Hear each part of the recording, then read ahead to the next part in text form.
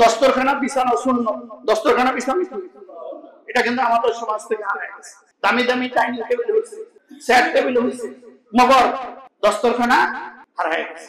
রাসূল সাল্লাল্লাহু আলাইহি ওয়াসাল্লাম এই দস্তরখানা বিছিয়ে খাবার গ্রহণ করতেন। আল্লাহ রাসূল যখন ইন্তেকাল করলেন এই মুবারকময় দস্তরখানা রাসূল সাল্লাল্লাহু আলাইহি ওয়াসাল্লামের খাদেম আনাস রাদিয়াল্লাহু আনহু দেখতেন। তো রাসূল সাল্লাল্লাহু আলাইহি ওয়াসাল্লাম যখন খাবার খেয়েছেন, জুতা ফুটা পড়ছে, তিনি চিন্তা করে দেখলেন যে এই মুবারকময় দস্তরখানা আমি দৌত করব না, পরিষ্কার করব না, আল্লাহ রাসূলের জুতা ফাটা যাই পড়ছে এটা সহ রেখে দেব। তো আমিরুল মুমিনিন হযরত আবু বকর রাদিয়াল্লাহু আনহু, ওমর রাদিয়াল্লাহু আনহুকে দাওয়াত দিলেন। ওই দিন চিন্তা করে দেখলেন যে আমার রাসূল পৃথিবীতে নাই, আমার রাসূলের দস্তরখানাটা রাসূলের এই মহান দুজন সাহাবীকে আসতে দিয়েছে। তো তাকে বিছিয়ে দেওয়ার পরে কি হলো যে ওমর রাদিয়াল্লাহু আনহু মেজাজ বলল, এই আনাস এই দস্তরখানার মধ্যে এরকম জুতা কেন?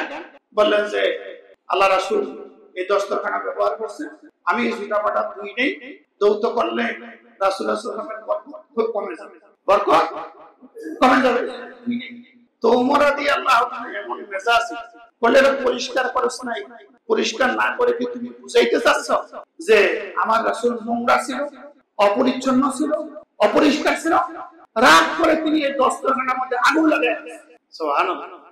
আগুন লাগায় দেওয়ার পরে কি হলো, যতগুলি ময়লা জুতা ছিল এগুলি পুরো সারকার হয়ে গেল, দস্তরখানাটা দৌত করার মতো চকচকে হয়ে গেল। সুবহানাল্লাহ। ভাবেন আল্লাহ রাসূল যে দস্তরখানাটা ব্যবহার করেছেন, এই দস্তরখানাটা দুনিয়ার আগুন পোড়াইতে পারেনি। আল্লাহু আকবার বলেন। তাহলে রাসূলের সুন্নতের তাবেদারি যারা করবে, রাসূল সাল্লাল্লাহু আলাইহি ওয়াসাল্লামের কথা যারা শুনবে আর মানবে, এদেরকে কি জাহান্নামের আগুন জ্বালাইতে পারবে? আল্লাহ বুঝার তৌফিক দিন। তাহলে সেই মুহাম্মদ রাসূলুল্লাহর দরকার আছে কিনা? তাহলে মুহাম্মদ কাকে হবে? সুন্নাত কার মানা হবে? আল্লাহ তাআলা আমাদেরকে মুহাম্মদ রাসূলুল্লাহ সাল্লাল্লাহু আলাইহি ওয়াসাল্লামকে নিজের জীবনের চাইতে বেশি মহব্বত করার তৌফিক দান করুন। দুনিয়া এবং আখিরাতে আমাদেরকে রাসূল সাল্লাল্লাহু আলাইহি ওয়াসাল্লামের অনুসরণ অনুকরণ করার তৌফিক দান করুন। তৌফিক ইল্লা বিল্লাহ। আসসালামু আলাইকুম ওয়া রাহমাতুল্লাহ।